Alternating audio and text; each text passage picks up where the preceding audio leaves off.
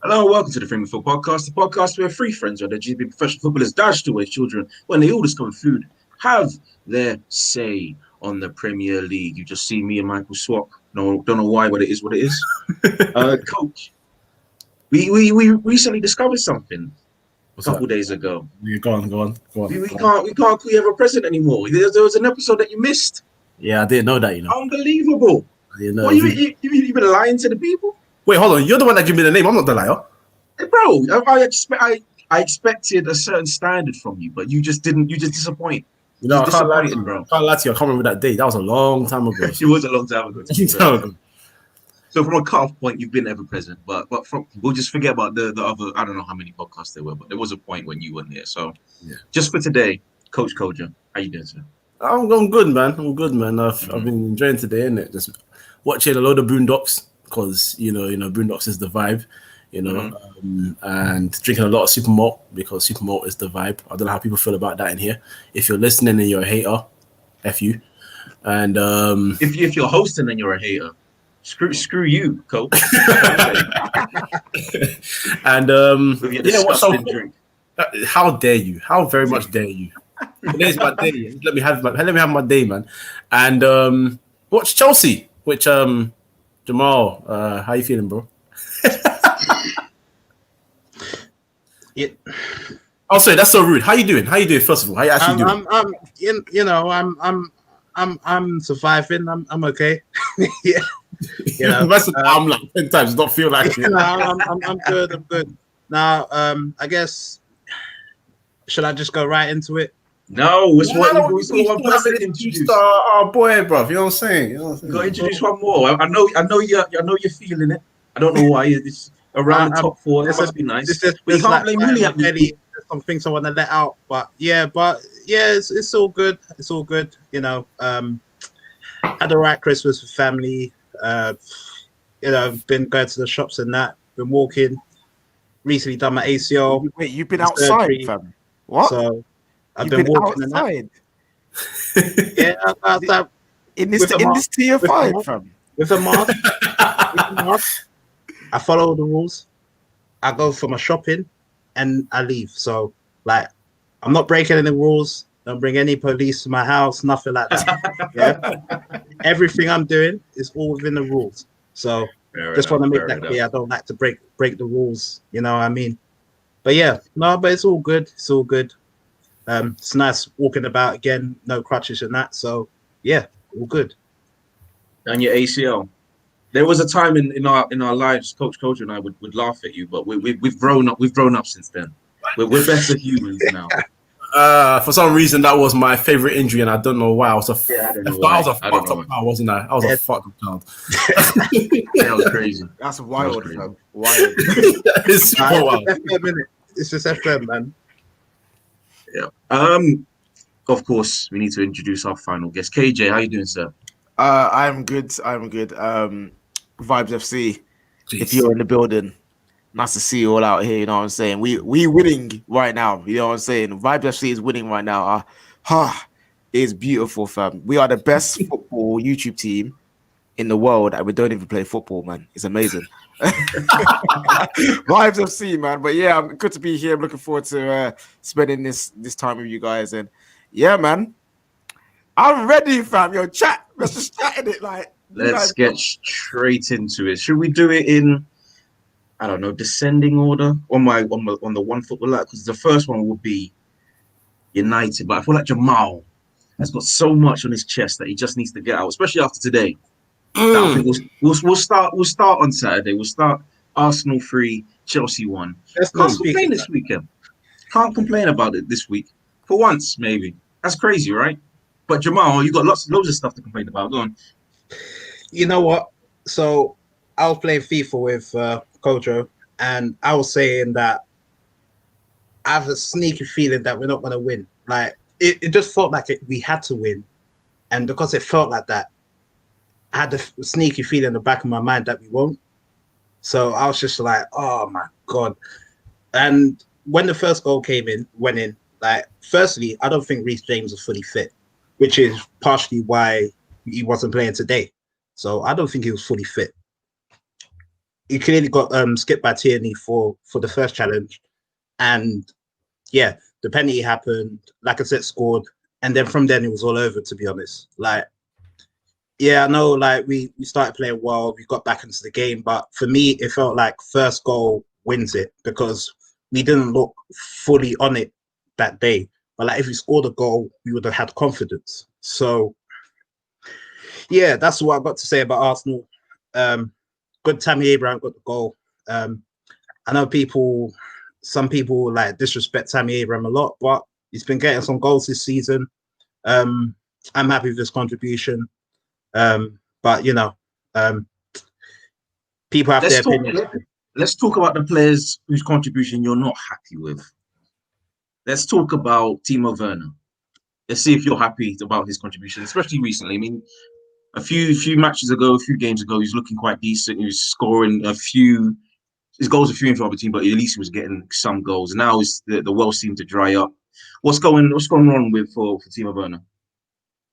So for me, firstly, I don't think he's a left winger. Like it's plain to see. Like I know sometimes he played there at Leipzig, but I feel like when we use proper wingers, and that kind of goes today, because I think we played much better today. That's the thing. But when you have proper wingers there, like they're able to take people on, they're able to build up in the link-up play, they're able to whip crosses in. Timo Werner doesn't do that. Timo Werner's the kind of guy who gets into space, gets into good positions, and then can score from that.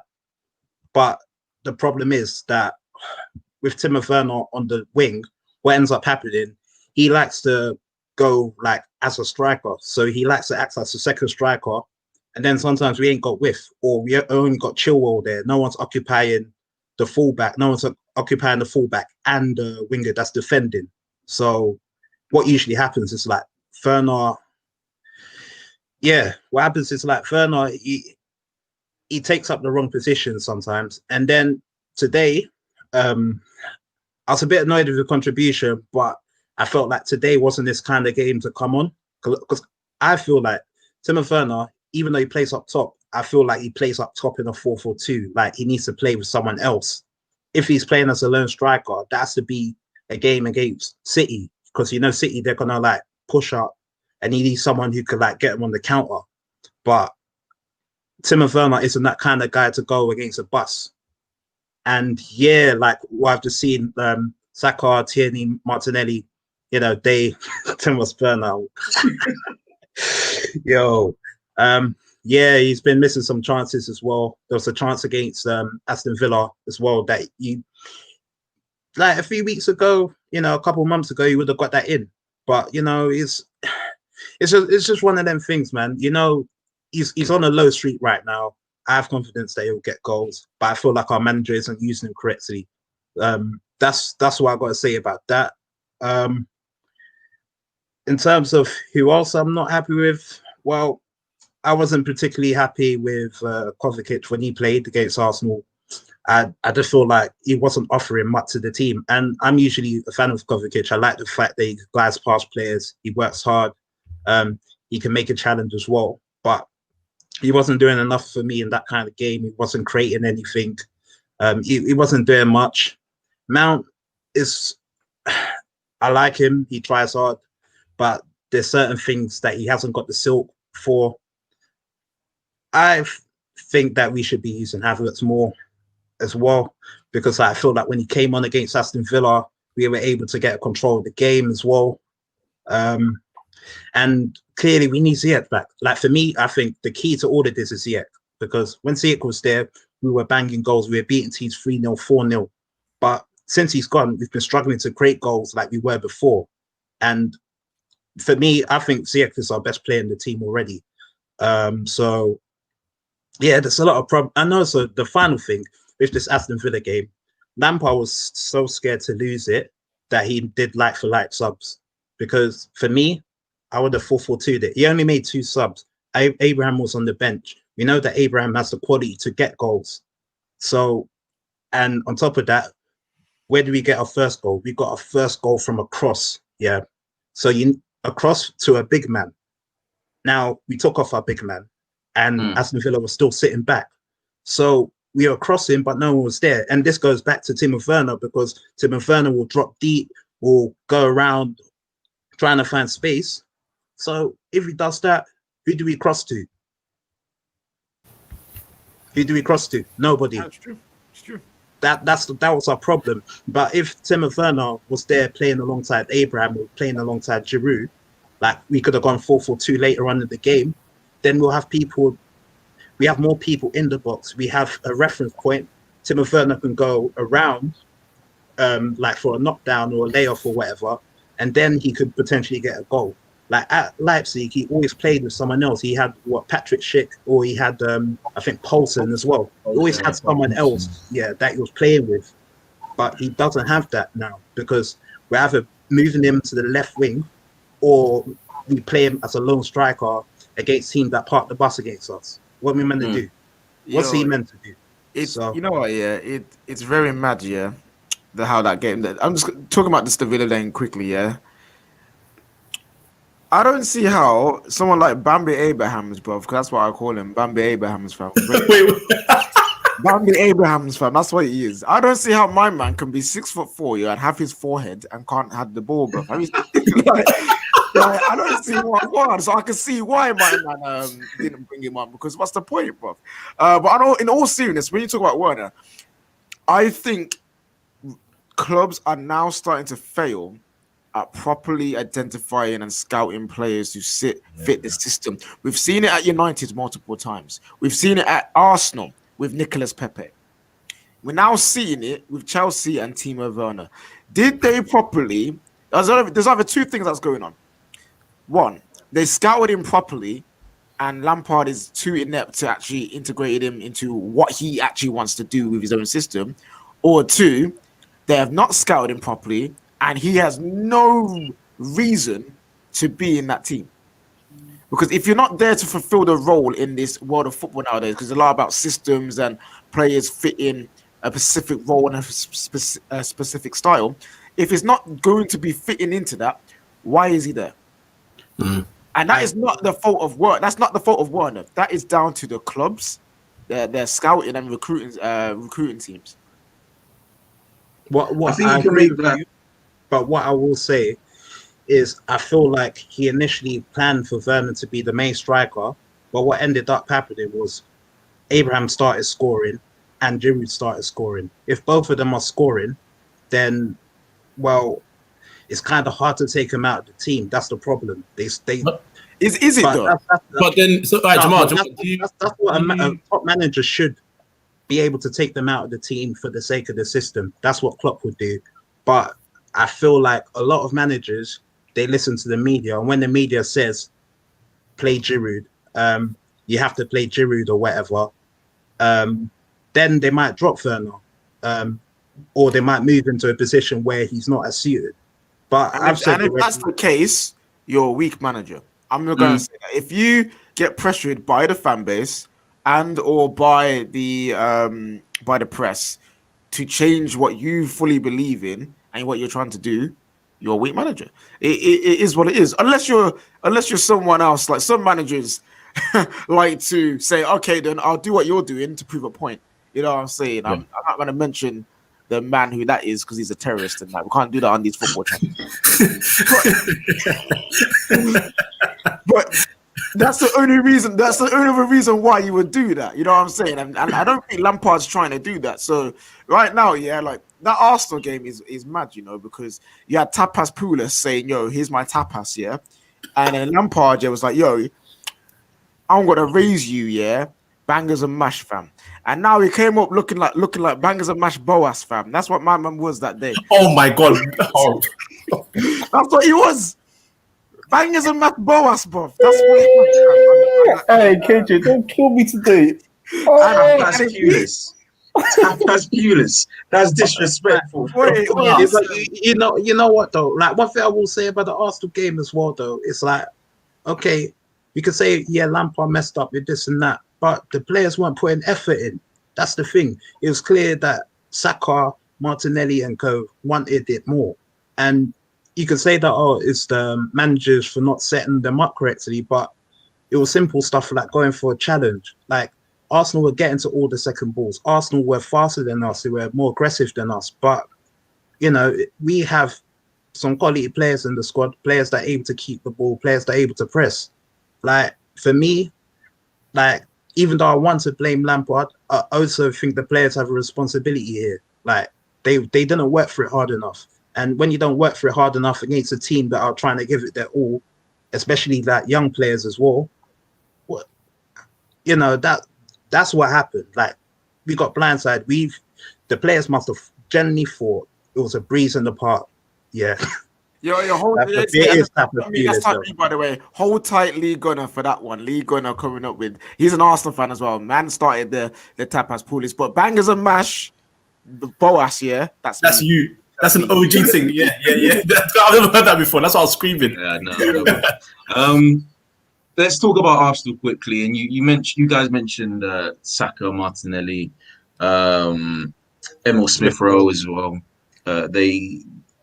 Their I don't know, their youthful vigor or energy, and that somehow improved the side. You said that only weak managers listen to the press, but it seems like, and other fans, but it seems like if he was to take out these three players, which he possibly might do, would that signal the end for him with a majority of Arsenal fans that still want him there?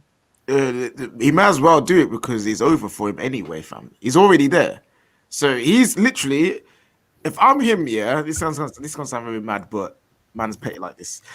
If I'm him, and I've got half the fan base already despising me and disliking me, I'm like, nah, forget you, man. I'm doing what I please, innit? You ain't gonna like what I do anyway, fam. You know what I'm saying? So I'd rather go on die on my sword than try and do what you're doing, and he gets me sacked anyway. At least I can hold my head up and say, I did it my way. Maybe I failed. I can learn from that, move on.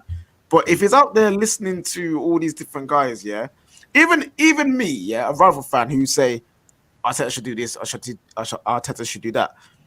Unless he's thinking that also, don't do it. You know what I'm saying? Because as a manager, you have to be strong and you have to be able to make your own decisions for yourself. You need to confer with your coaching staff, confer with your director of football if you have one. Even maybe confer with your captain or maybe some of the important players of the squad and be like, okay, how do we fix this? But I say this about football clubs and boards because we have pagans who run our club at Man United, you know what I'm saying? Hold tight, Wallad Woodward, you know what I'm saying? He listens to the press and PR too much. He cares about that too much. And I say if United was going to sack Oli and get Poch, they should have done it regardless what results that Oli gets. If Arteta is going to be playing Willie and them man there, he should be playing them no matter what anyone says. If he now has changed his mind to be like, I actually did need to change, let me go forward with this, and he believes in that, go forward with it. I'm all for people, not just managers and players and boards, but just as people in general. Do what you believe and stick by it. Simple. And if it fails you, then do what you need to do, self-reflect and do whatever. But until then, you have to do what you believe in, because otherwise, how are you supposed to get anywhere? You'll be changing like the wind. You'll be like, oh, this person says this, I have to do this. This person said that, I have to do that. You can't be doing that. So yeah, like Arteta right now, literally, no one like him anyway, bro. Like anyone likes him anyway. So if he drops the youth or not, shouldn't really be any of his concern. He should be like, yo, how do I win football games? That should really be it. Fair enough. Just one last quick thing on Arsenal, just from me, because I have to give them some sort of praise this weekend after being battering them for the past, I don't know, year or so. I mean, yes, they've all played very well, especially the young kids. Everybody knew that Martinelli was a special player, and he showed it again on the weekend. Smith Rowe surprised me because I didn't think he had what it took, to be honest with you, because there was that talk of him being like, what is it? English KDB or some nonsense like that, but wasn't that. But he played a good game. Even our players like Xhaka and Bellerin, they played really well, which surprised the hell out of me. But then again, broken clock strikes the same time twice. Yeah, twice a day. twice a day. So, yeah, well done. I wouldn't get too far ahead of ourselves because we all know that these players tend to fuck up eventually, and they're going to mess up again. I'm not sure who our next game is. Actually, it's Brighton, isn't it? Yeah. Mapai was warming up for you, man. He was, wasn't he? Oh, he's gonna repeat again, yeah? All right, listen. Anyhow, my brother scores against Arsenal. I want him to run up to the camera and shout, AFTV, Arsenal, you're a cheat. You're a cheat. I hope you get relegated. I man did that, yeah. Greatest celebration in the history of football. I don't care. All right, listen, Mapai, if you're watching this, I beg you score and run up to the camera and say, Arsenal, you're cheats. I hope you get relegated. Please. All right. We'll move on to we'll do the big games because we tend to talk quite a bit about these specific ones. We'll save United and Leicester to last. Okay. Especially for the birthday boy, Coach Koja. There you go, sir. Oh, your birthday! All right. Happy birthday, my guy. Happy birthday. Thank you, man. Thank you, bro. So we'll go to 35 looks good. Huh? That's a 35 looks good. Yikes. Madman. Hey. Might have to break restrictions and beat him up, man.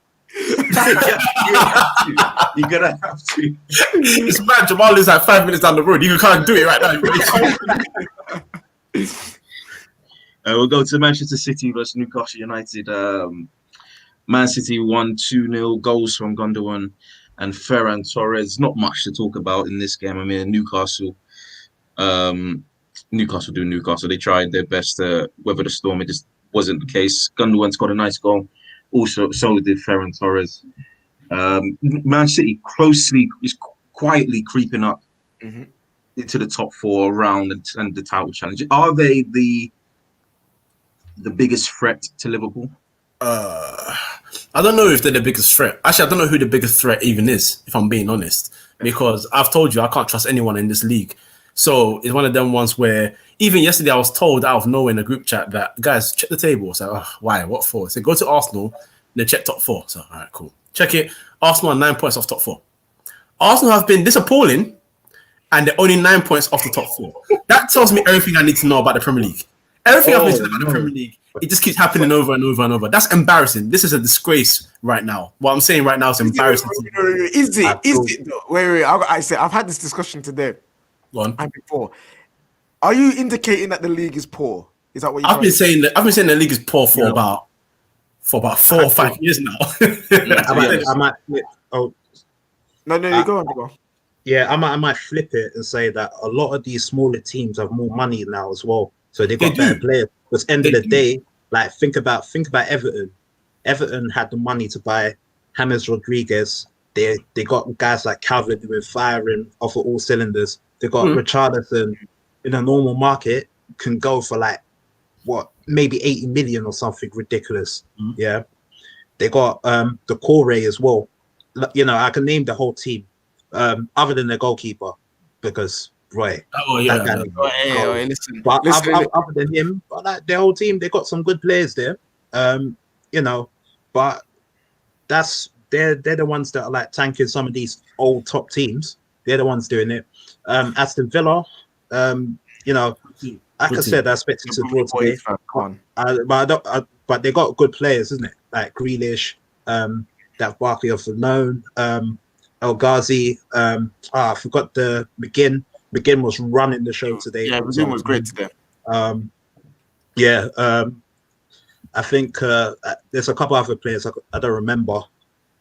Yeah. No, to Jamal's point though, here's my point where I say the league isn't necessarily weaker. I believe the league is actually stronger, but not in terms of like our best teams have the best players in the world and that, but in terms of if the bad teams are on a dip here, here's how I view it.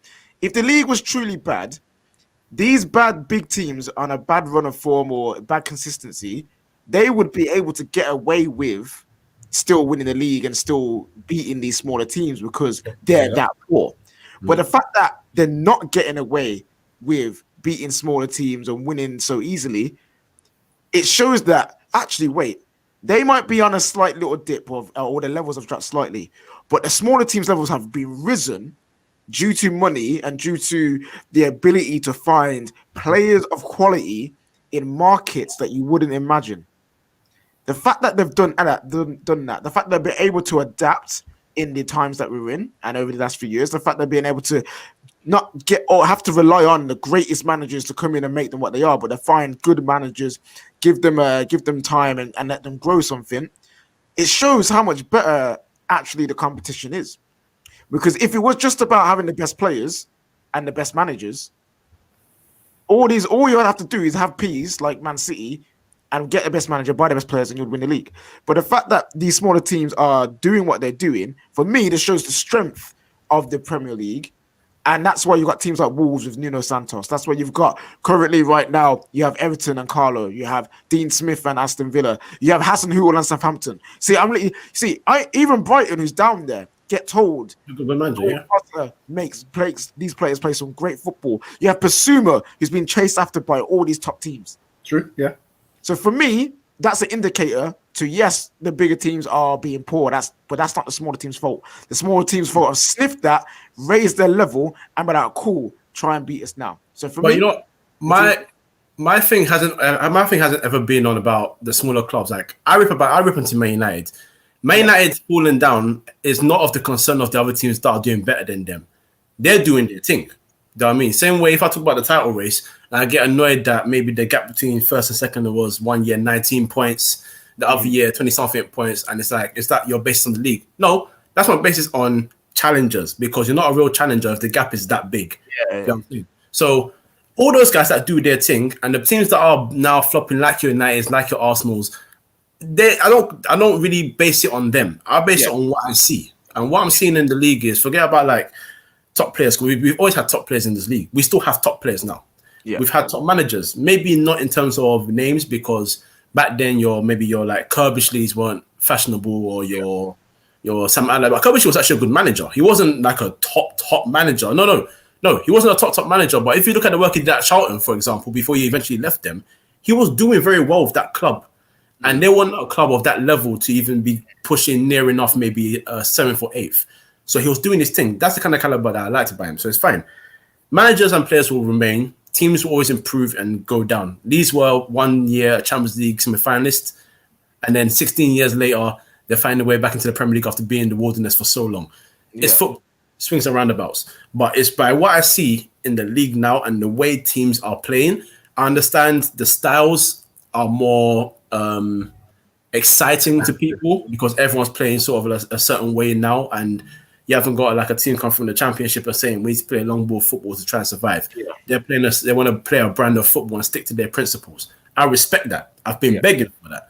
But I feel like everyone's now got into the same mode, and it doesn't help the way teams want to play, because now we have people doing things about this individual brilliance and all that kind of stuff. I feel like the league's quality has just been dripping low and low. I still think it's a strong league. Financially, what you said, great. Competition, what you said, great. Because now we're having teams competing for Europa League positions. You got teams potentially getting to a Champions League one day. If Aston Villa will continue their good form and then somehow find themselves between 5th and 3rd near the end of the season, you're like, wait, hold on. They could potentially get into a European spot. That kind of stuff is needed. I'm here for that. But overall, I've just been watching the Premier League, and I just don't feel like the Premier League levels have been... So you're talking about the quality of football, not necessarily like quality of league and what it means for league. That's what I'm talking about. That's what I'm talking about. And that's why I feel like the league has not excited me. But then again, as much as I creep into the Premier League, if I start on Bundesliga, then we're here all night. You know what I'm saying? And this is what I mean. If you look around the world, like La Liga, fam, right now is in a state. It's all over the place. Football is in a state right now. It's very bad. Like, I have this conversation with my dad. Yeah, name me world class players between the age of 24 and 28. And 28. I'm trying to remember who's in La Liga in that bracket. So no. Just in general, world class players in between the age of 24 and 28. World class players in the who even is between 24 and 28. Mbappe's not 24, 28. Messi, Ronaldo are gone. Is Kane 27? Yeah, Kane. The only people I could think of is Kane and Lukaku. I want to put Lukaku in World Class. You see how hard it is? It's difficult. In football, 24, 28, 29, boom, that's where you should have the world-class players coming through. You're going to have the older statesmen coming to their words. It ends in the late 30s, plus 30s, and you've got the youngsters coming through. Why is it that the best players are either 18 to 22, 23, or 29 to 35, fam? This is what I mean. We got a weird gap right now in football where the middle age group, what are they doing, fam? They're not doing anything, yeah. Why has Ronaldo? I know it's hard to do this, but why is it hard? Why are Messi and Ronaldo still the best players in the world at 30, 32? It's true. It's true. Why are they there? I know they're phenomenal. I'm not trying to downplay the greatness of the aliens. But why, bruv? Like even Ibrahimovic. Yeah, Ibrahimovic is ripping up every out. And the funny thing about Ibra is people are laughing at him banging goals in Serie A. If it wasn't for an ACL injury here, he would have slapped 30 plus over here as well. He was on the course. He was on course for 35 goals, fam. 35. Literally. This is what I'm saying. It's very mad. We're in world football is in this mad state right now where it's just kind of like, where is the full-on quality? And that's why I feel like things are better in terms of competitiveness, because there's no longer the gap's no longer there. Everyone is around each other. I'm just like, yes. Now you have to be creative. Now it's not just like, oh, I see Van Persie at Arsenal. I'm gonna grab him. I can win the league. You know what I mean? Yeah. It's no longer that. It's now like, I need to buy this player from Australia. I need this player from England. And you know what? Yeah, I see a player who plays in the lower leagues of freaking Brazil, like Martinelli. He will fit my. You have to get creative, and that's what I love right now about world football. It's like, yes, it might be. There's no standout Zidanes. There's no the Ronaldos coming through. Like the Mbappe's the only real one. I could play for. You know what? I'm trying to think how old are like some of Liverpool squad. Like I'm trying to, but I'm thinking they're getting to like 28. Van Dijk's 29. For me, Salah Mane. I guess they would fall in that bracket then, wouldn't they? I guess, but that's two of them. I feel like they're 28 though. That's the but that's the point though. Yeah. So they've been getting older as well. Yeah. I'm trying to. Salah's 28. Anybody. Salah's 28. He'll be turning 29. That's a good. I think Mane's the same age.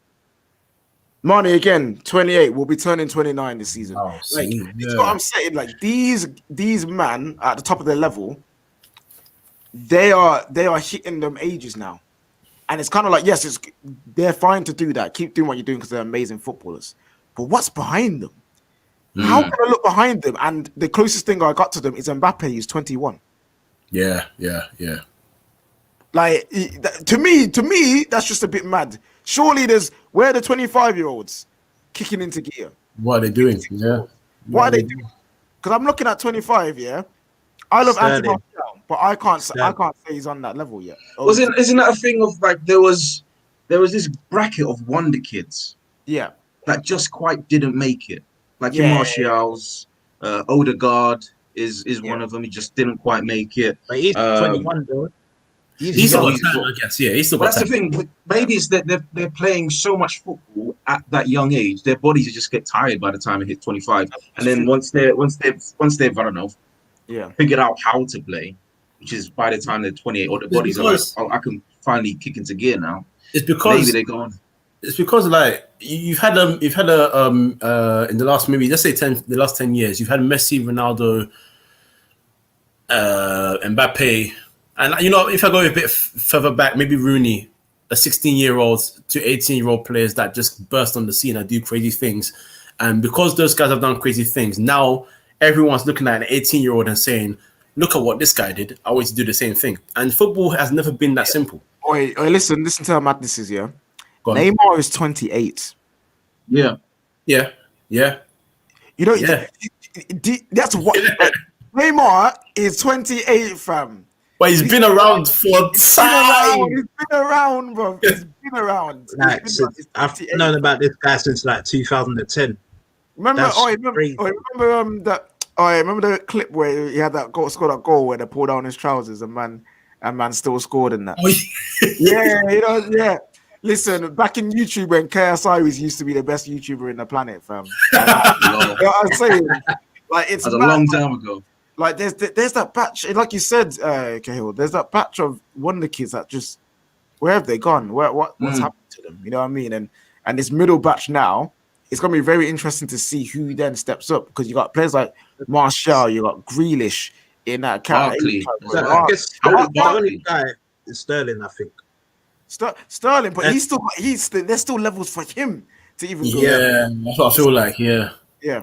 I'm so glad you said. I'm so glad you brought this up because when people ask me about world class players, I'm like, I'm so stiff with it. I'm like, you can't just go and say someone's world class just for the sake of saying it. Like when I'm asked about world class centre backs recently, I was just like, you want to mention how many? They're like 5. Like, 5.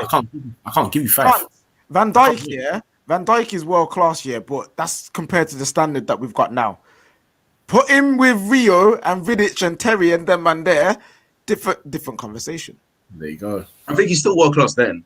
He can be world class then, but would he be undisputed number 1? You could question. Yeah, that's a good question. That's the question.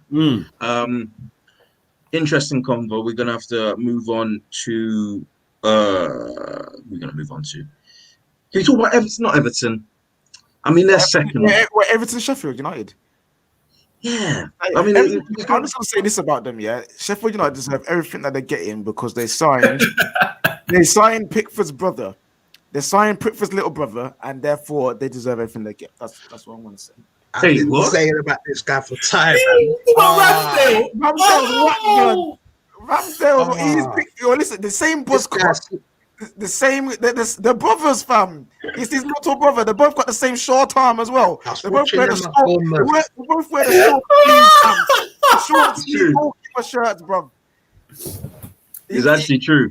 You're not wrong. You're not wrong. But is it that simple? Is it the simple fact that they're not? I mean, I said earlier in the season that Fulham might be the ones to break Derby's record, but it looks like the way Sheffield are going, it's going to be them. Is it a simple fact that their goalkeeper's just horrible now? Yes. Bro, you know what? Yeah, I'm sorry to cut you off, but I feel like Wilder has just made he had the worst window of them all because he signed a striker that he had no idea how to feed. He signed a goalkeeper that was nowhere near Henderson's level, and Henderson for me is not even that great. Like you've just had a horrific transfer window. Horrific. And on top of that, yeah, like Sheffield are the type of team that have to have a good transfer window every time because they don't have a good budget. So if they mess up, if they spunk the funds, Jamaal, you know why they don't have a good budget? Because they spent 24 million on a kid who's not proven. That's why, bro. Thank you. Thank you. They deserve this. Listen, that's why I hate Liverpool, fam. Them man, how are they shagging people? They are scum. They're scummy. They're crooks. How much they get for Solanke? Jordan Ibe, 15 million. Dominic Solanke, 15 to 20 million. Brewster, 54 million pounds, blood. Wow. Oh my God. Like this, you know what I said? Clubs are failing to scout and do their due diligence. This is what I mean. In what world does Ryan Brewster fit into Sheffield United for you to spend 24 million on this brother? I feel like it's gonna be a good footballer. I like Ryan Brewster. This is not me attacking him. I'm just saying, Sheffield United, what are you doing, fam? The one time you did better when you spent 1.1 million in a transfer window, and then when you spent 20 plus, it's ridiculous. It's not good enough, fam. I can't lie to you. I was looking. It took for a minute. I was looking real weird at Brewster because McGoldrick was suddenly scoring here and there, but then I realized that wait, hold on. The way they play football just suits him to a T. Their football's not pretty. It's not beautiful. They pass the ball around the back. It goes to the side, and then suddenly ugly, and then it's deflections and this that, and the other. Look at Brewster at Swansea, fam. Look at Brewster at Swansea. Swansea weren't playing this football, but nope. They weren't No, playing finding him. overlapping centre back. They don't know what that is in Swansea blood. No. The only thing's overlapping is the sheep on the road, fam. You know what I'm saying? I'm done. Like why would on earth would you bring Brewster into Sheffield United? No Premier League predicate. I see, I'm vexed. No Premier League predicate at all. I was vexed at Liverpool not giving him a chance. Now I'm more vexed that they spent 24 million on this brother, fam. Everton.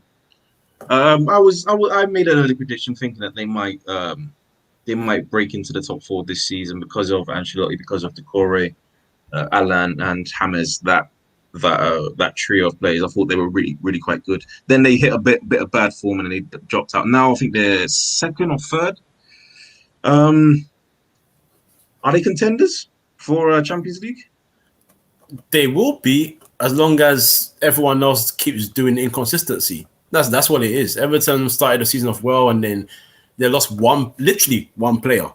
And it all fell off. The wheels came falling off. James Rodriguez is now getting his injury problems again, so he's nowhere to be found here and there. We know, I mean, me and you have discussed many times here and in previous seasons how Yerry Mina and Michael Keane especially are just not it. So, you know, and I don't even want to talk about their goalkeeper. Well, yeah, you can't, because we just cussed his little brother. We can't go for the older brother. Yeah, you can't go for the big bro, man. You can't disgrace the family that much, fam. Like, they've got their Spanish cousin as well playing at Chelsea, fam. Like, family, so like they're literally just depending on the fact that they've got 2 creative fullbacks. That, I mean, creative in the sense that they quit balls in very well. And they've got obviously they built midfield quite well. Alan's a good signing. Decore is a good signing. Decore had a good performance 2 weeks ago in one of the games, really good performance.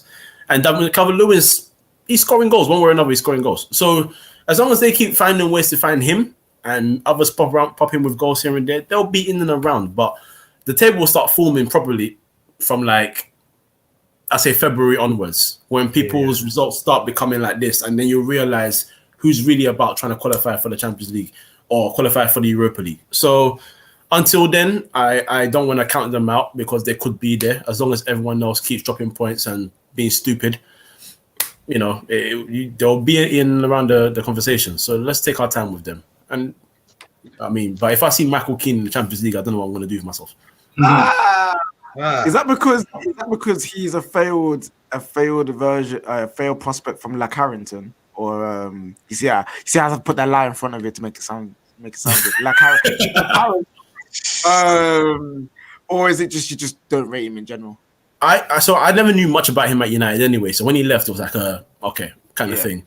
But when he went to Burnley and people were gassing him, in my head I was like, the reason why he's doing so well is because Burnley are a team that's going to face attacks, and they sit back. So all those numbers, you know how people love numbers more than anything now. So interceptions and blocks and headers and all that. I'm like, when you go to a better team, you'll do that at Everton as well, but to a lesser scale. And when he went to Everton for £50 million sterling, 50 M's, isn't it? And he had a horrific season. I was like, this guy, like he's not it. And then their idea to fix the problem was to spend 30 million on Pickford and bring him in as well. I was like, hold on, are you? What is going on here? So no, I don't want to see them in the Champions League, because if they go to the Champions League, I like to use the term Champions League tourists. You know, you go to Paris, play Paris Saint-Germain, but after you get to see the Eiffel Tower, it's a nice day out, you know, have a croissant for a starter, maybe frog legs for dinner.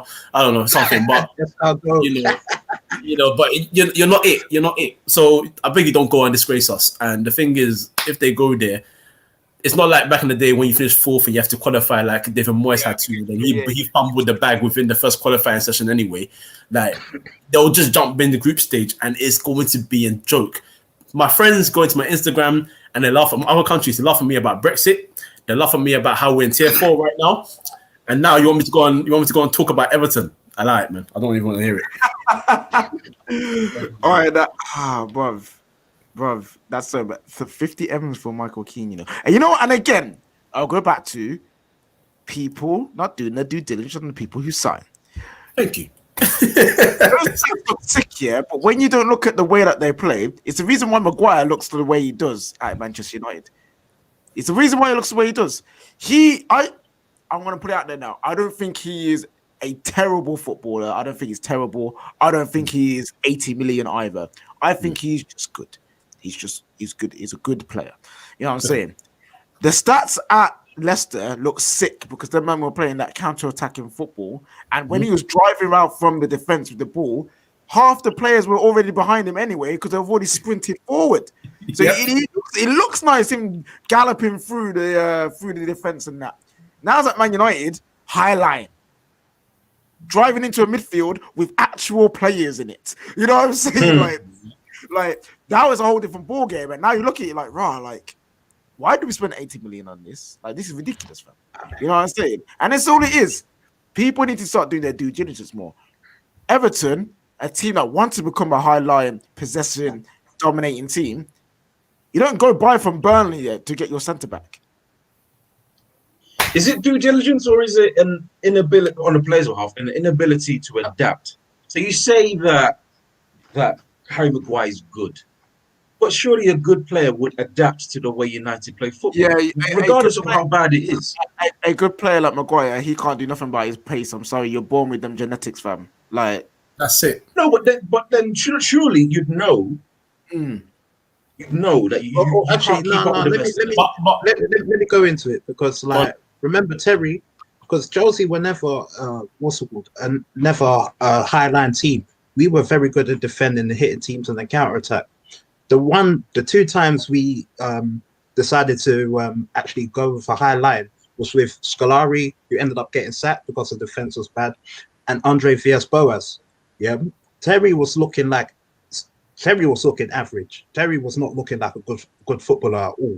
But a couple of years later, because people are saying that it's Terry's age, blah blah. But a couple of years later, Mourinho comes in. Terry's now the best centre back in the Premier League. So systems has a lot to play with defense. When you look at Real Madrid, for example, like over the past few years, especially from the Mourinho years, the early Zidane years, they used to concede bare goals. But you're not going to go tell me that Varane and Sergio Ramos aren't good centre backs. You can't tell me that at all. But the system, the way they play, exposes them. Yeah, I see it like this. I said a system is the basis for your players to go on and show their quality.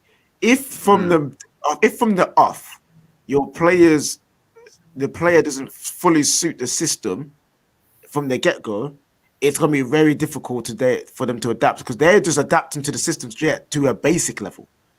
And then how much effort that is to then now I need you to go to here in the same system you just about adapted to.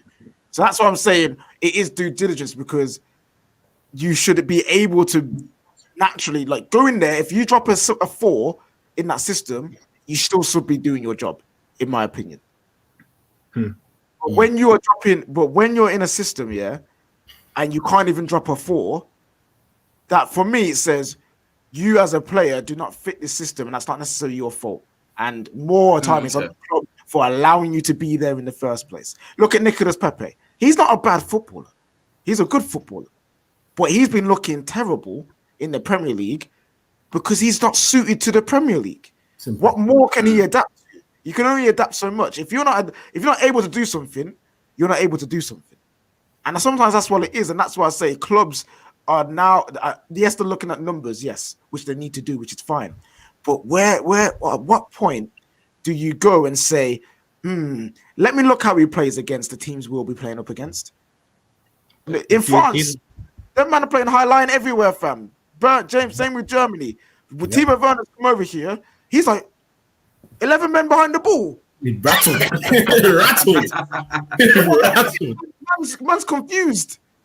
And then put him on the wing at the same time. It's kind of like, what go on here, fam? Like, you know what I'm saying? So I understand your point. Players should be able to adapt, but I feel like you should give them the platform in the first place for them to be fine and then adapt even further. And That's and, why- and to go into that, the team that does that the best is the team that's top of the Premier League. Think about Liverpool when they go and buy players. Like people are like, "Oh, you sold Coutinho. What you gonna do now?" But they realized that they had players that are even better suited to that system. So, like for example, they replaced Coutinho essentially with Fabinho because initially they were using Henderson, Wijnaldum, and Milner, but then they changed it so that they were using Fabinho, Henderson, and Wijnaldum. And with that, they had a system where they were pressing more. They were able to get to balls more. Coutinho doesn't have that ability to press, even though as a footballer, his quality to pass and his ability to shoot is way better than the other players who are playing around him. But he doesn't fit. He doesn't fit Klopp's system as well as the midfielders they currently have now. And I've said my piece about the midfielders. I don't think that they're super talented midfielders in Liverpool's midfield, but I think that they fit the system to a T, and because of that, it works for Klopp. When Klopp looks for a player, he does his due diligence all the time. That's why people are like, "Oh, why are you taking it so long to do a signing? Why are you taking so long to do a signing?" Because they want to make the right signing. That's what they want to do. That's why it took them so long to get Van Dijk. There were other players available, but he was like, "Nah, I'm getting Van Dijk. I'm getting Van Dijk." The whole summer, Van Dijk, Southampton wouldn't let him go there, so they just waited until January. Simple. They made sure they got their man. You know, that's why I have sympathy right now for Kai Havertz, because I feel like Lampard has no idea what to do with him whatsoever. And it kind of baffles me because Havertz in Germany was like a Lampard light. He didn't have the same crazy numbers as Lampard, but the way he would ghost into the box, the way he would score goals, the way he create from the number 10 position. Lampard didn't play as a direct number 10 for Chelsea, but he'd often ghost in there and score goals. And I'm sitting there, I'm like, why don't you usually utilize him the same way you were utilized? Because you've got a goal scorer in that team, so that you're not just looking at Rude. You're not looking at Werner. Yeah, I know. And I didn't feel sorry for Mason Mount because he could get heat for it. It's not his fault. It's because the guy in the management position is just a fool. Two things. Let me. Mount's fault. Sorry, it's Jamaal. It's Mount's fault. Why are you holding man's news hostage, fam? Why? Let the news go, fam. Let it go. Let me like say something, because with Havertz, let's bear in mind that he did actually get COVID, and they were literally saying that man was bedbound for weeks. For all we know, he could be having long COVID right now, and then he's trying his best, to actually come and play. Because sometimes when I see him come on, he looks lethargic. I'm not saying that's definitely it, but I'm saying that he was out for a while and he was struggling. So for him to come back into a new team, a new league, I can understand why he's not been firing. I don't understand Timo Werner. Well, I understand it, but that shouldn't be the case. But I understand why it's the case for Havertz. And I think that, and I've said already, Ziyech holds the key to everything. When Ziyech is there playing alongside Havertz, they're going to be passing it about beautifully. Yeah, they're just going to be breaking teams down when he's back. But I think people are being a bit unfair on Havertz. I understand, he's 75 million and stuff, but he was out for time. He was out for a good month or two. And it's very hard to get back into a team, especially a team that was in rhythm at the time. It's very hard to get back into that team and be firing. And if you're not firing, he's just going to be like, "Oh, okay, you didn't do well in these 45 minutes. You're not playing. I'm going to take you off. You're not playing next game." So I feel for him. To be honest. But I think that he will fire. Like, I'm confident that he'll fire. You can let me know in a year's time, 2 years' time, when we sell him for like 20 million. That I was completely wrong, and I'll accept it. But I have no doubt that he'll fire for Chelsea. Fair enough. Liverpool, we mentioned Liverpool. They drew on the weekend for West Brom. Surprising draw, but then again, Liverpool weren't firing. So Sadio Mane got them off to. Look at the smile on his face. Wait, the West Midlands just gave me life. I'm from Vermont, so I love the West Midlands so much. Life, oh, taking points left, right, and center. All right, listen, come to my gaff. We can chat in it. Right. And then on the 82nd minute, Sammy J scored with a header, which beautiful header. Absolutely, what doesn't surprise me about a Sam Allardyce squad is, are we wrong for complaining about Sam Allardyce when he's known to get results? You know what? Yeah. You know what? There is, yeah. There is, yeah. I'm gonna have to eat my words right now because I was watching them in that first half and I was going into group chats talking the most crud, and it's like I must have forgotten who Sam Allardyce is. And then someone said to me at halftime, "Yeah, he hasn't lost at Anfield to Klopp." I was like, "Oh, that's mad, you know. That's crazy."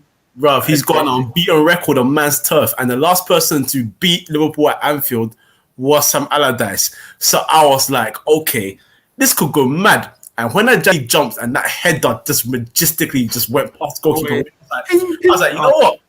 I stood up, I was like, you know what? I went back to group chat. I was like, listen, guys, I am so sorry. I am very, very sorry. That is real. That's the real Big Sam. That's the real Big Sam. That's the real G. That's the OG. Like, I'm not gonna. I know. I can't, even gassed me to see Sammy Lee on the side as well. I was like, yeah, that's a throwback. That's a real throwback. That's a duo that you don't mess around with. No, man knows his boy. Man gets called, says, listen, we're off you in the position that he calls his boy and says, yo, Sam, come true. You know what time it is. Went to Anfield, came to this point, and then went home. The guy's a G. Also, the greatest England manager ever, best win rate. Fact. Greatest manager, fact, 100% win record as England manager, fact. One game, but still, it's still fact. But now you see me, yeah. I've played better football than Southgate, to be honest with you. True. Wait. I said they played better football better football than Southgate. It's true. Like blood in the waistcoat, fam. Anyway, you see Allardyce, yeah. I used to, I don't know, I never despised him. I used to just laugh because he's called Big Sam, fam. Like, how can you not laugh at that, fam? And he's also big. Like, so it's not like it's not true. He's a big fella. But then I realized, man needs to go feed his kids, fam. So, listen. Go and do his thing. He's a relegation survivor specialist, bro. Give him his flowers, give him his peas for what he does, and he does it well. He has never been relegated from the Premier League in his life. I don't understand. I literally don't understand how he has not been how many times him and Pew. I did the dance. I did his shit. I did his shit, kicking her ass in this. Yo. Oh man. Notorious B.I.G. Sam. Hey, I like that name still. I like that. Yes, I might change the name of the podcast, you know what I'm saying? I might have to call it that still. Shout out the United way for that one. Yeah, man. It's like him and Pulis the same as well. I just don't understand. Like, you think they're down and out, the next second they bang Man City, they bang Liverpool. Like, the last 3 weeks of the season, next second they're out, they got their 40 points. Like, I don't understand, but it always happens. You always think they're down and out. Wait, them man bang Judge. I don't care. It's the only way. He must be the greatest judge man I've ever seen in my life. Has to be, to be honest with you. Can't explain it. You can't explain it. Never been relegated from the Premier League, bruv. He got 5 from Newcastle, so he would have got relegated then. But he got fired. So, but they weren't down. So that don't concern him. Even the judge was like, "Yo, I'm saving your record, fam. You're getting a sack, bro." But that's it. That's what it is. I'm telling you, fam. Greatest judge man, or judge man, fam. You know what I'm saying? Oh my days. Liverpool, any room for concern or just a slip up? All I'm gonna say is this, I've told every Liverpool fan this. You man like to talk big because your team is very, very, very, very good right now. But the thing is, teams are not gonna go there to simply just try and beat you. If they can get a point and go, they will get a point and go. And at some point, there's gonna be a team that's gonna keep getting W's, and it's gonna rattle you when you find yourself behind them.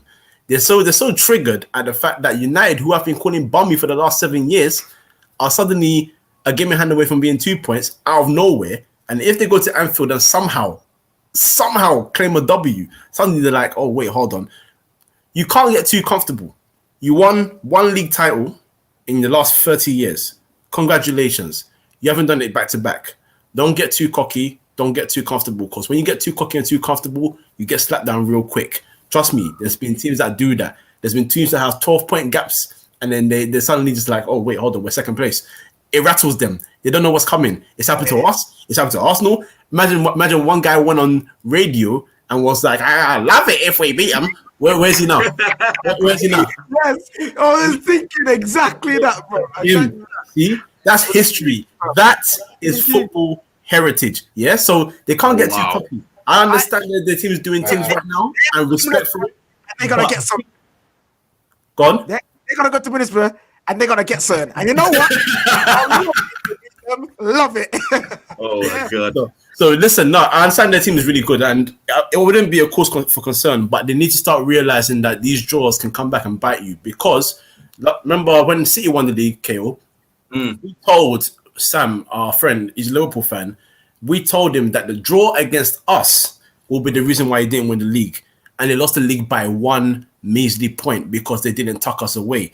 Those 2 extra points would have got them the title, and they would have been talking about back-to-back. So draws are just as important as losses. You need to make sure that you're claiming your 3 points when you're dominating games, because if not, you get West Broms. Simple as that. I got Sam Allar DJ, you know what I'm saying? Yes. Yes.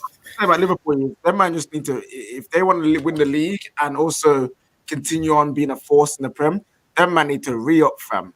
Yo, they need to go into the transfer window and sort out some of their squad, because I'm sorry, Naby Keita is a fraud, fam. He's there to pick up in the hospital, fam. Like, that's what he does. Man got injured on a plane, fam. How you get injured on a plane? Wait, you got injured on the plane? You got injured on the plane? You sit on the plane. I don't understand. What's going on there? That's what I'm saying, bro. Ow. That's what I mean. Like, I'm sorry, but he's injury prone. Oxlade-Chamberlain injury prone. Thiago's coming. Bare injuries already. Van Dijk's out for always been. Gomez, injury prone. Matip, injury prone. They can't keep going through the league with these men expecting to win the league every year. They need to re-up. They need Guys, to. Can I ask you a question?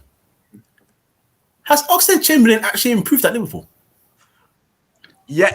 For a period, he was. For a period, remember that time where he got those goals against Man City? You know what I'm saying? Okay, so he got Purple Patch Adebayor syndrome. But did he actually? Well, all I'll say is I've been saying this about City with Arsenal, and he's another one. He's another one that people just gas up. When you look at his record is so bad. He doesn't score. Horrible. He doesn't assist. He does nothing. Yeah, it's just that he's fast, and every now and then scores a wonder goal. He's one of them guys. He's William Part 2. Only that he doesn't track. I knew you'd somehow make it take a jab at William during this episode. I knew you'd take a jab at. Sorry, you know I can't stand that guy. But what's the truth? But yeah, Oxlade-Chamberlain, he doesn't score, he doesn't assist, he can't pass. I remember there was a couple games like the game against Chelsea where we battered you. Yeah, one of the things that he loves doing, he's not aware of the ball. So when he's like going up and he sees that, oh, Bellerin is there. Like when he was at Arsenal, he sees, oh, Bellerin is there. Oh, I better not lose the ball now because there's no right back. We're gonna get countered. So what do? I lose the ball. We get countered. I've seen it so many times. And I have a soft spot for Ox because he was getting hella stick at Arsenal, and then he found he got into good form, started playing right wing back, started playing central midfield, and I was like, yes, this is Ox that people will be trying to say, play him in those positions. And then Arsenal fans were still on his back, and then he said, F you, I'm going to win the league with Liverpool. And I was like, stick them in the mud even further, my brother. So part of me likes Oxlade-Chamberlain. he has done some things for Liverpool. So there are things on his CV that you can say he was needed for that moment. But Kojo is right. If we analyze it holistically and look at it all, what does Ox have to show for it? Really, besides months and months on the hospital bed. But I would always say this: he has done more for Liverpool than Navigator, and Navigator was supposed to be better than Pogba. He was supposed to be the replacement for Gerrard. He wears the number 8. He wears the number 8 shirt at Liverpool. Curtis Jones, man. Sorry, KJ. Can you just wheel up that comment again? Because I remember hearing that on the timeline as well. Can you just wheel that one more time, please? Rewind, bring it back here. Yeah. Man was supposed to be better than Paul Pogba, bro. Right. Man was supposed to be the replacement for Steven Gerrard. Interesting. Okay. The man wears the number 8. The number 8 shirt at Liverpool. And for what? To be on man's hospital bed on his arse, fam. I'm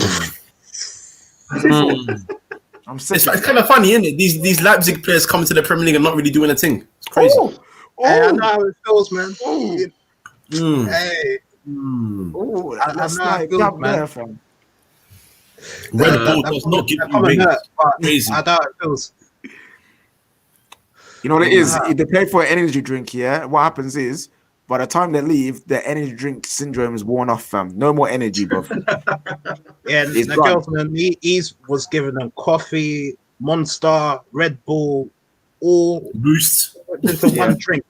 Yeah. They used to inject it into their veins and that. with Pro Plus blended in, gave him that into one drink. Yeah. Jamie Vardy bangs that. Yeah, Skittles. He bangs Skittles and Boost and that.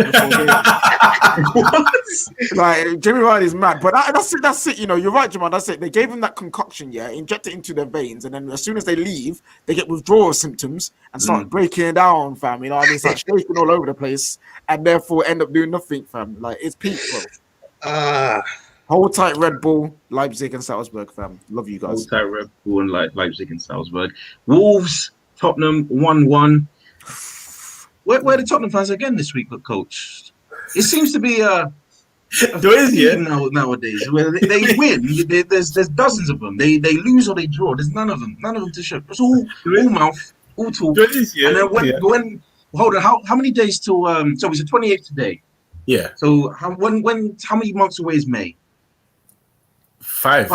So 5 months. So let's see in 5 months whether they're title champions. That's what I got to say on that match. Let's move on to yours.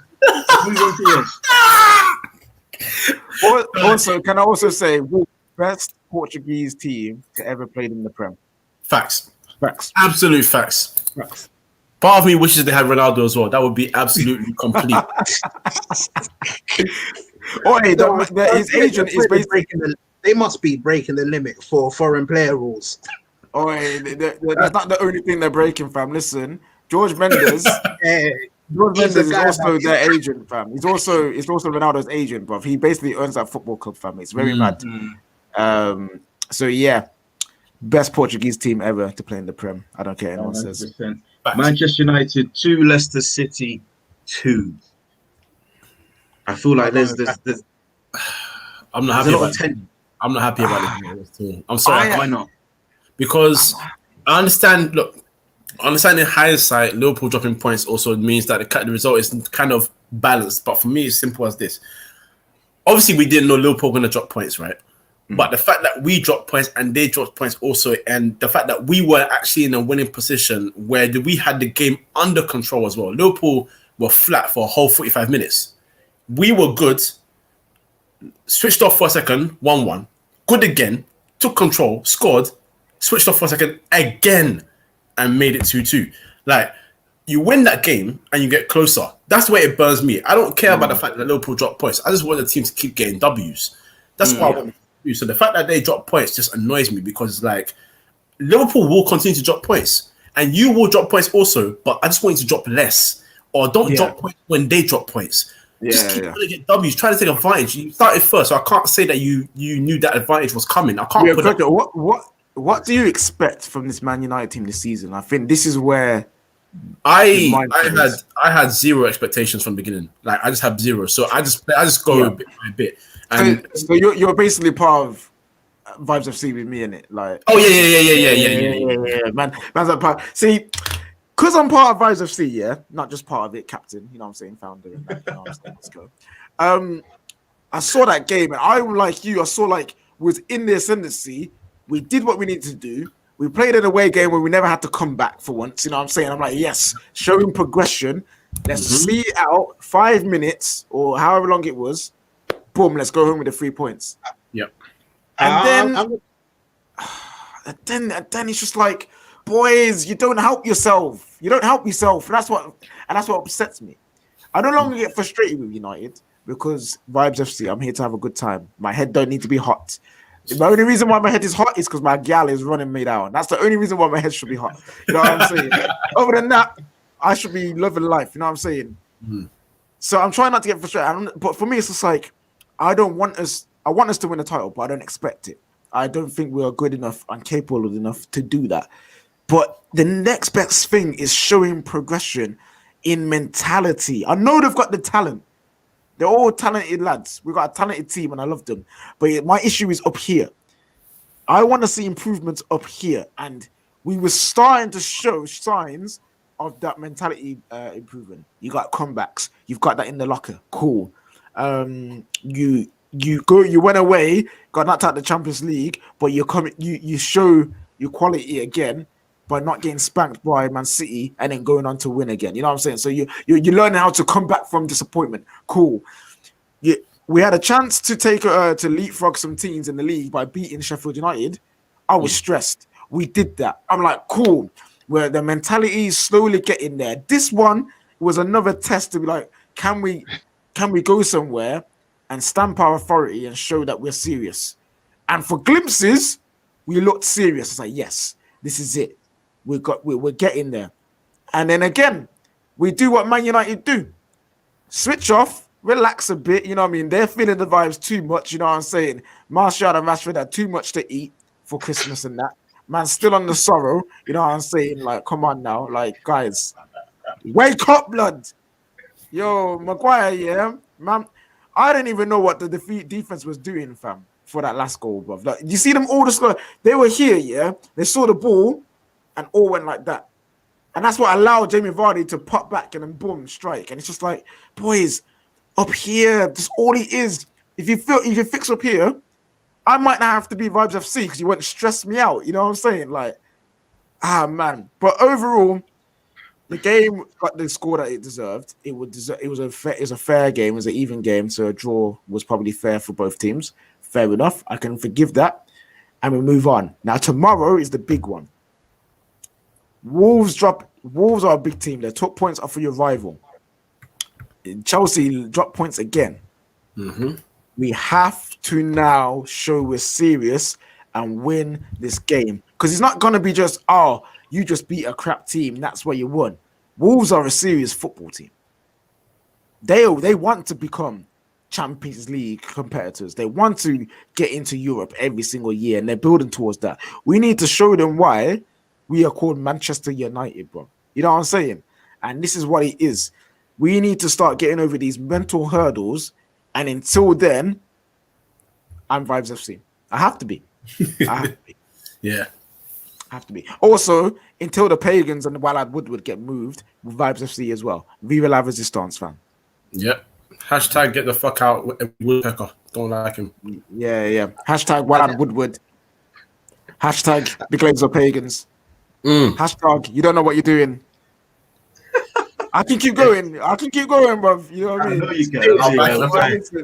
I got a question for you. What do you guys think about Martial? Like, for me, man is so frustrated for me. Like, okay, you know what? I'm just going to say this right now. Jamaal, I'm sorry. I know you had more to that question. I'm just going to say this right now because me and Kay, who have actually actively defended him on this podcast before, and he got, 20-something goals last, to an extent. We got 22 goals last season. I was like, yeah, level up. I'm not going to lie to you. This season, I'm just tired. I'm tired. You Jamaal, you're Ghanaian. You can speak the language, my bre. When I say that, you know for a fact that I'm done. I'm just fed up, man. Because, Like it's just I watch the guy, and for example, I'm being like, and it's right. Look, he can hold the ball up well. Yes, he brings players into play as well. Fantastic. But then when you have one-on-ones and you're struggling to put them away, I'm just like, you're supposed to be cold. You're clearly not cold, are you? You're really not. You're like cold is like when you get a real cold supermalt. That's good. That's good. But have you tasted a lukewarm supermalt? I would never give to my worst enemy. I would never. And that's what he's shooting like right now, fam. I just can't rate him. I can't rate him. Like it's pissing me off. And the fact is, Cavani's come in, right? And I was screaming for Cavani because I was like, I just want a killer. I want someone that when a chance is there, he'll sniff it. Remember that goal those 2 goals he scored against Southampton. Boy, would Martial be doing any of those? No, and that's the thing. Neither would Rashford and neither would Greenwood be doing that, and that's the issue with our strikers right now. We ain't got that instinct. And on Martial, I genuinely love him. But my issue is again, it's up here. I'm like, bruv, you have the ability and talent to be one of the best players in the Premier League, if not the world. You look like you don't care, fam. Not about football. I think he cares about football, but I don't think he cares about being the best enough. You know what I mean? He doesn't care about fulfilling his potential enough. And for me, I'm saying, look, cool. That is fine. If you're going to be like that, at least be very good. Right now, my brother, you are not very good. You know what I'm saying? I thought it was maybe the preseason. Didn't have enough of it. I thought maybe it's the fact that you got snaked into a red card by Lamella because he's a rat, bruv. You know what I'm saying? Maybe it's that, but that's gone. That was months ago. Thank you. You've been playing games. You've been having chances. Not just that was that's a tight chance. Clear cut, you finished this chances. There you go. And he has not been taking them. And I'm looking at him like, bro, you're not helping yourself. Please stop doing it. I don't know why you always have to try and finesse it in your weird little body shape that you like to do, bro. Just strike the ball. Maybe he needs to start going adultery in Babylon again. Maybe that's what it is. Yeah, that might be it. Because he will have his full powers when he's been an adulterer. You know what I'm saying? Maybe that's what it is. I don't know what, but my brother, go have a deal with your woman in it to try and sort it out, fam. Wow. Right now, wow. And I don't approve of that kind of stuff. But yo, if it gets you your powers, only God can chat to you about that. You know what I'm saying? Like me, I can't say nothing about that. But it's not even a case of numbers anymore because he got was it like 20 odd last season, and for me, I felt like he should have doubled that with the amount of chances that he had. Yeah. For me, him leveling up would be to put away these clear cut chances. Yeah. Even if he scored less goals than he did last season, if he starts putting away those clear cut chances, I'll be happy with him. But he's so bad. Not bad, but he's sloppy. He's so sloppy. Yeah, that's it. He's sloppy. You know what's upset? Sorry, Jamaal, I'll come to you in a sec. You know what upset me about that game on Leicester? The one time he looked hungry, burst through the midfield, one-on-one, slots it home. It's offside! Yep. Like, man, bro. I was upset. Yeah, that's true. That's true. I don't know why, blood. Like, But yeah, Jamaal, go on, bro. Well, first thing, when Cavani came on, completely changed the game because he actually had movement. Because if this is what I'm gonna say about Martial. Like, because when Rigo was getting on him, I was thinking, you're being unfair. This is a very good footballer. But then there was one game that he came on. He came on like the 70th minute for Europa League tie. It must have been semi or quarter final. Yeah. And this guy was just standing on the left wing. I'm like, you came on the pitch. It's not like, you were playing for 70 minutes. You came on the pitch to stand at left wing, waiting for the ball for like 5 minutes. He didn't move at all. That's an issue. He's an on the ball footballer, which is upsetting sometimes. When he's on the ball, he's one of the most dynamic players in the Premier League. Absolutely, he is. That is facts. On the ball, that you have no idea what's going to happen with that ball at his feet, and you get shook. Defenders get shook. But off the ball, I'm like, bro, like move. And the only movements he make is when the ball is here, he's there, and he does this. I'm like, go that way. I'm like, go over there, bro, where there's space. You know what I mean? He loves doing difficult things. I'm like, yo, Martial, I love you for that. He went on again that Leicester game. He went on a sick run, a very good run with the ball. Muscled off guys, got past players, cool. He played it off to Dan James. We won't talk about Dan James because Dan James is what it is. But then after that, quiet again. I'm like, bro, you have the ability to do more than what you're doing. I want him to be the best. I genuinely do. Because I love singing 50 million down the drain, fam. You know what I'm saying? Yes. But I can't do that right now because you're not doing anything, bro. Like, I believe in you, I do. I said last season he was world class because I believed it. This season, I can't even say that. I can't even back it. He's not even close. He's not even close. And people are saying put him left, put him center, put him what. No, we need to get in. We need to find whatever unlocks his brain. Like I said, maybe it's the fact that he's adultering that maybe unlocks his brain to be like, yes, I can be the best.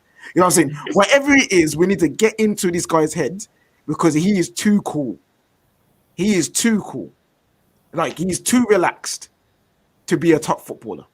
Yes, and what KJ is saying is spot on is because, like, I hate the whole power and pace thing, but I'm going to use it to his advantage here right now. If this guy decides to just play on the shoulder, get through balls, and you've got two creators in the midfield that can do it for you, point and blank, period. If you decide to go one-on-one with defenders on a run, chase the ball, and they try to muscle you, you're not a weak boy, fam. You have the pace and the muscle. You're Kojo. Remember when Trippier tried to move to him, a man saw He threw him. He was on the way. But I want you to be replicating what Drogba did to Armand Traore years ago. When Armand Traore ran the team and they bounced back off. I want you to dash, man. I want you to finish them and then kill the team off because you've got the ability to do so. Yeah. Because anytime he's running from behind, he's running behind, he's killed teams off. I'm thinking Everton was the FA Cup semi-final when bruv, cutting, bang, cold. I want to see more of that. I hate the fact that I love the fact that you can get the ball to feet and you can beat players. Yeah, but sometimes change up your game because you can't be too predictable. You know what I would love? You guys watch Dragon Ball Z. Oh, come on. Yes. If Rashford and Martial could do a fusion dance. Oh, come on. And we get like Martial or something like that. You know what I'm saying? Like mash up with him. If we could get that he one of the best players on the planet. Those two guys are so good. The only thing is they're the yin and the yang. They're good at the opposite things that what each other do, and they can't literally do the other thing. Is Martial. The finesse of Martial is beautiful. Ask Rashford to do that for me. You know what I'm saying? Rashford's power drives, the power shots, beautiful. Ask Martial to do that for me. This is what I love them for it, but I hate it at the same time. It's like, fam, you're supposed to be man them. Learn from each other, fam. Thank you. Learn, like, what Rashford's after ball movement is beautiful, bro. Do some of that.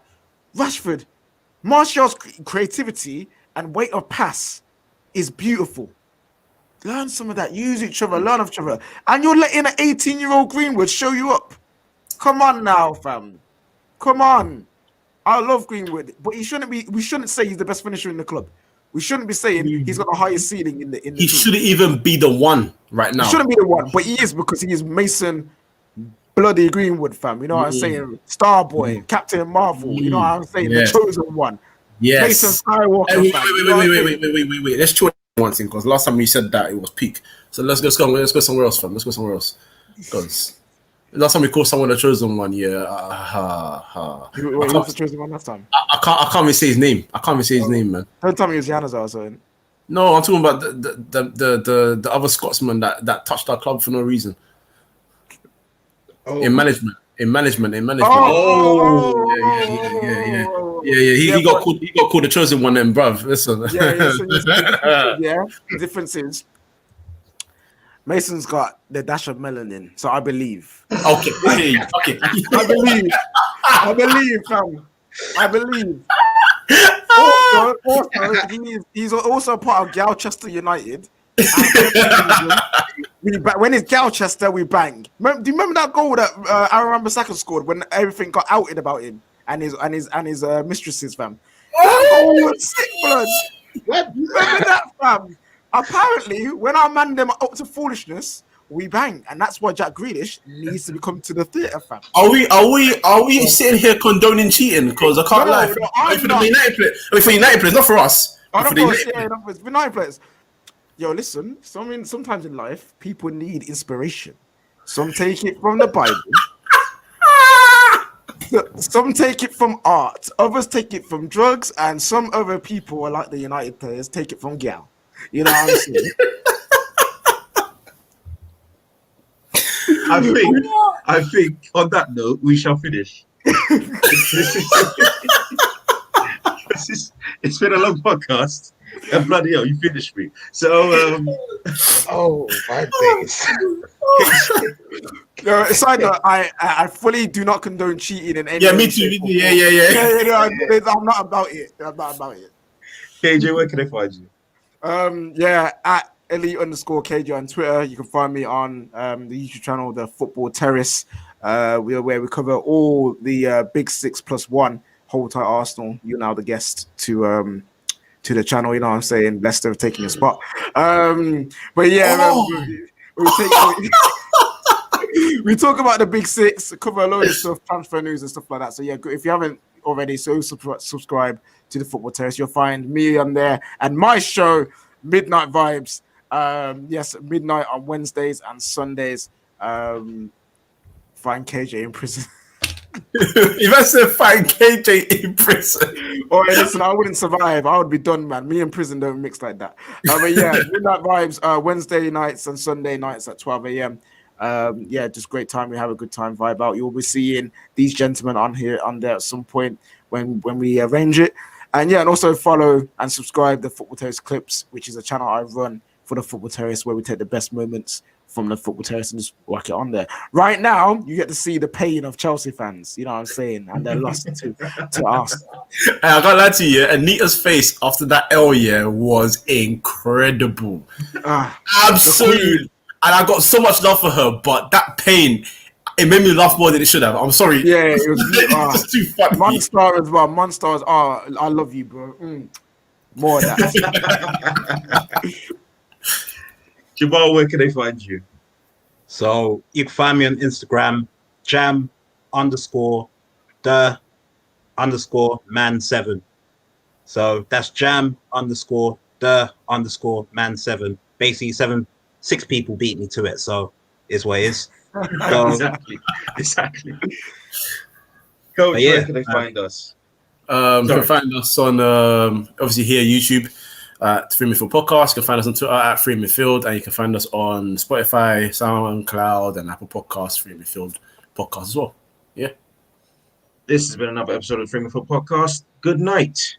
All right then. Dang. Hey. Still live, Coach. Still live. No, it's cool. It's done. Don't worry. It's done. It's live right there. It's supposed to be ending the broadcast. I don't know what's going on here. It's not ended. The loading sign's there, but hey, I can't. I'm just like, yeah. It's gonna. I'm gonna do this. You don't want to end it, you know. Hey, this is crazy. Also, hold tight the United way, man. Always commenting on the show today. Hold tight. Yeah. Much love for that. That's Usman's brother. Why doesn't this thing want to end? I don't know what's going on here. It's telling me you're having trouble with my internet connection, so I don't understand. If my internet's not working, surely it should be cut off. Yeah. Like, are you just finished, or like? Are you finished or are you done? You know what? Let me go on my phone. I can cut this out. No, so I can cut it out. It's no problem. Yeah. But let me go on YouTube. And literally, United Way is saying, yeah, you're still alive. We're still here. Crazy. How you doing, bro? You alright? Yeah. Blame Maguire. I blame him as well. Trust me. Wow. This is jokes. Yeah, we are fully live. You know, crazy. Interesting. Why doesn't this want to work? I think if everyone leaves, what happens? I'm too scared to leave because it might just be a blank screen for the mandem. That would be hilarious. Oh wow. Let me see if is my internet really doing me like this right now? Like, bruv, you've been working fine all day, you know. So well done for this. This is bitch made behavior. All right, refresh the page. Oh, Oh, there's a lag. Oh, I'm lagging. Oh, You back? no. Froze. This is hilarious. I've never had this happen. I guess I'm here by myself. Man said, pull the plug. Should we just leave the studio?